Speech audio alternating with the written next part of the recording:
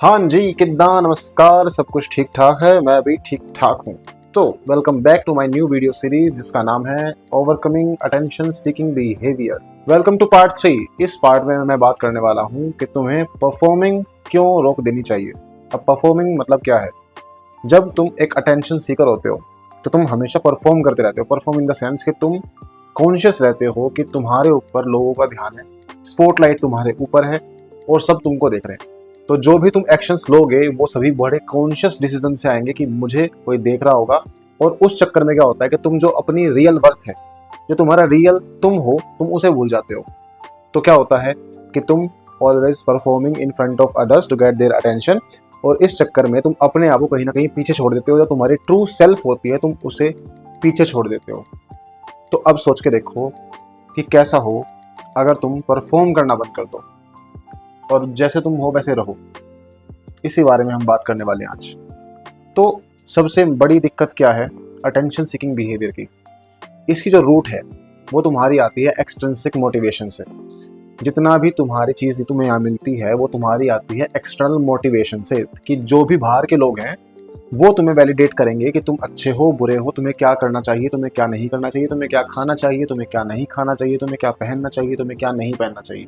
और फिर होता ये है कि जब तुम इस एक्सटर्नल वैलिडेशन के पीछे पागल होते हो, भागते रहते हो, तो कुछ ऐसी स्थिति बनती है कि फॉर एग्जाम्पल मान लो कि तुम एक बकेट हो, तुम एक बाल्टी हो और तुम्हारे अंदर बहुत सारे छेद हैं।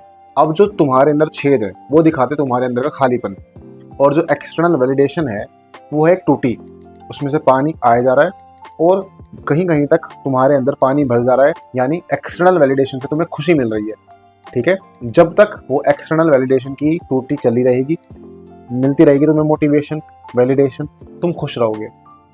पर जैसे ही वो टूटी किसी ने बंद की, जैसे ही वो वैलिडेशन किसी ने देना बंद किया, तो तुम आ जाओगे दोबारा अपनी खालीपन में और तुम फिर दोबारा उदास होकर बैठ जाओगे, फ्रस्ट्रेट होकर बैठ जाओगे, और तुम फिर अटेंशन पाने के लिए और कुछ ना कुछ गलत काम करोगे, गलत साइड जाओगे, अपने जो प्रिंसिपल्स हैं उनको तोड़ दोगे, अपने रियल वैल्यू को भूल जाओगे।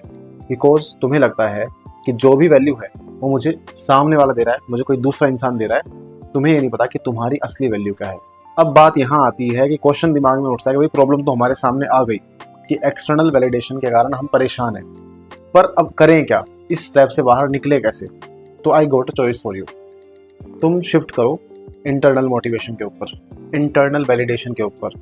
इंटरनल वैलिडेशन में तुम्हें क्या करना होगा, तुम उसमें अपनी वैल्यू पता लगाओगे, तुम खुद को खोजोगे, तुम खुद के बारे में सोचोगे, तुम खुद के बारे में पता लगाओगे, और वहाँ से तुम्हें तुम्हारी वैल्यू पता चलेगी, तुम्हारी पोटेंशियल पता चलेगी, तुम्हारे बारे में जो पॉजिटिव्स हैं नेगेटिव्स हैं वो तुम्हें पता चलेंगे, और वहाँ से तुम्हारे अंदर आएगी सेल्फ एक्सेप्टेंस। और इसी बारे में दो लोगों ने बताया है सेल्फ डिटर्मिनेशन थ्योरी के अंदर।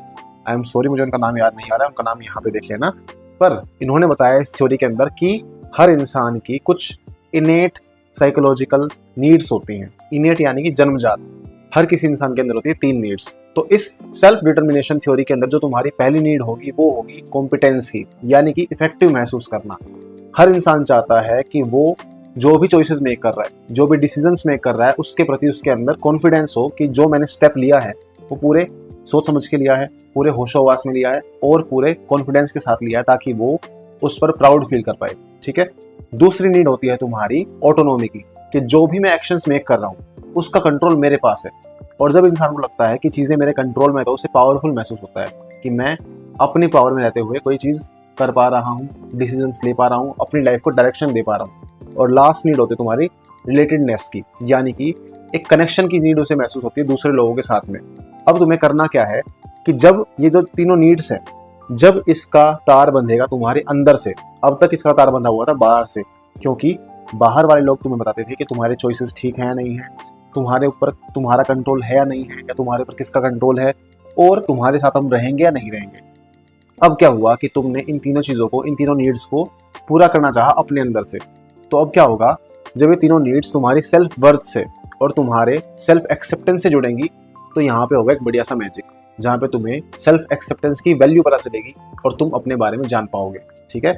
और यहीं से फिर होगा पहला स्टेप जो तुम्हें अटेंशन सीकिंग बिहेवियर से फ्रीडम की तरफ लेके जाएगा, ताकि तुम अपने बलबूते पर भी रह सकते हो, तुम बिना अटेंशन पाए भी रह सकते हो। तो अब तुम्हें यहाँ पे ये देखना है कि तुम कैसे रह सकते हो अपने साथ। सबसे पहले तुम्हें ये देखना है कि तुम्हें हमेशा परफॉर्म करते हुए नहीं रहना। तुम्हें एक्सेप्ट करना है कि तुम कैसे इंसान हो। जब तुम पहले एक्सेप्ट करते हो कि ठीक है, जो मेरी वैल्यूज़ हैं, मेरे अंदर कुछ कमियां हैं, मेरे अंदर कुछ पॉजिटिव चीज़ें हैं, मैं इनको एक्सेप्ट करता हूँ जैसा मैं हूँ। अब मैं यहाँ से क्या कर सकता हूँ, मैं अपने एक्शंस लूँगा। एक्शंस लेने के बाद क्या होगा, हो सकता है वो एक्शंस कुछ लोगों को पसंद आए, कुछ लोगों को पसंद ना आए। अब जब पसंद आ रहे हैं तो और वो ठीक एक्शन भी हैं तो मैं उसे कंटिन्यू करूँगा, उसमें और इम्प्रूवमेंट लाऊंगा, एज अ पर्सन खुद को और बेटर बनाऊंगा उस चीज़ के अंदर। अगर मेरे पास फीडबैक आता है कि किसी चीज़ में मैं बुरा हूँ, तो अगर वो फीडबैक ठीक है, मैं उसको एनालिसिस करूँगा, उस चीज़ का पता लगाऊंगा, और अगर मैं उसमें इम्प्रूवमेंट ला सकता हूँ, मैं खुद को बेटर बना सकता हूँ उस चीज़ के अंदर, उस कमी को ख़त्म कर सकता हूँ खुद में से, तो मैं उस चीज़ में आगे बढ़ूंगा। मैं उस चीज़ को कम करूंगा, मैं खुद को बेटर बनाऊंगा। और डेली डेली जब तुम ऐसा करोगे तो तुम कॉन्शियस डिसीजन मेक करोगे, तुम्हारे अंदर कॉम्पिटेंस भी आएगा, तुम्हारे अंदर ऑटोनॉमी भी आएगी, तुम्हारे अंदर रिलेटेडनेस भी खुद के लिए बढ़ेगी। और यहाँ से तुम क्या करोगे, तुम इंटरनल मोटिवेशन के साथ साथ आगे बढ़ते रहोगे। अब तुम्हें क्या है कि तुम्हें एक्सटर्नल मोटिवेशन नहीं चाहिए। और जब ये कनेक्शन तुम्हारा स्थापित हो गया अपने साथ में, तो तुम्हारी जो एक्सटर्नल वैलिडेशन की जो एक दीवार थी, जो तुम्हें रोक के रखती थी आगे बढ़ने से, कि जब तक ये है तब तक तुम्हारा जीवन है और जब ये नहीं रहेगी तो तुम खत्म हो, वो दीवार गायब होनी चालू हो जाएगी। तो तुम्हें सबसे पहले स्टेप यही लेना है कि तुम अपने अंदर झांक के देखो कि तुम कैसे इंसान हो, और परफॉर्म करना बंद करो। क्योंकि जब तक तुम परफॉर्म करते रहोगे तब तक जो तुम्हारा ट्रू सेल्फ है वो तुम कभी देख नहीं पाओगे। और काफ़ी सारे लोग इस चीज़ में अपना जीवन पूरा का पूरा निकाल देते हैं, क्योंकि उन्हें इम्प्रेस करना है बाहर वालों को, उन्हें इम्प्रेस करना है उन लोगों को जिनको फ़र्क नहीं पड़ता है कि वो इंसान कुछ कर रहा है अपने जीवन में, कुछ नहीं कर रहा है अपने जीवन में। और हम ऐसे लोगों को इम्प्रेस करने के लिए अपना पूरा पूरा जीवन निकाल देते हैं, पर कभी समझते नहीं हैं कि इस चक्कर में हम अपने ट्रू सेल्फ के साथ कितना बेकार कर रहे हैं। समझ में आ गया? तो आज की इस वीडियो में हमने जान लिया कि कैसे तुम अपने आप तक पहुंच सकते हो, कैसे अपनी नॉलेज ले सकते हो कुछ स्ट्रेटजी का यूज़ करके। ठीक है, तो इस बारे में अब कुछ स्टेप लो, आगे बढ़ो। और अब नेक्स्ट पार्ट में हम बात करेंगे कि कौन सी चीज़ें होती हैं जो तुम्हें अफेक्ट करती हैं, तुम पर इम्पैक्ट डालती है अपना नेगेटिवली, जब तुम अटेंशन सीकिंग बिहेवियर के पीछे जाते हो, और तुम क्या कर सकते हो ताकि उन चीज़ों का इम्पैक्ट तुम पर कम पड़े, और कुछ चीज़ों को तुम बिल्कुल ख़त्म ही कर दो कि वो तुम पर अपना इम्पैक्ट डाल पाए। समझ में आ गया? हम कुछ बाउंड्रीज बनाएंगे और उनकी रखवाली कैसे करनी है वो भी समझेंगे। तो आज की वीडियो में इतना ही, मिलते हैं कल नेक्स्ट वीडियो में, तब तक के लिए नमस्ते, ख्याल रखिए।